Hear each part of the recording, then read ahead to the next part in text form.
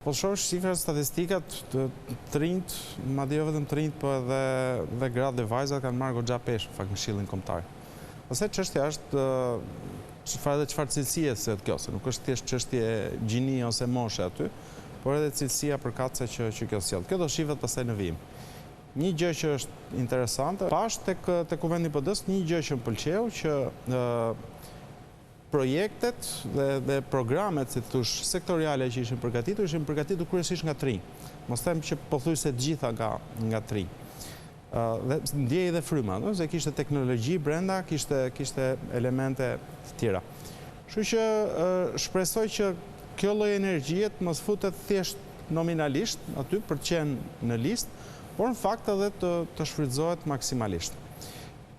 Kjo është, besoj, shpresa të gjithë atyre që dëshirojnë që të shohin një opozitë më të zonjën, më të aftë dhe më energjike.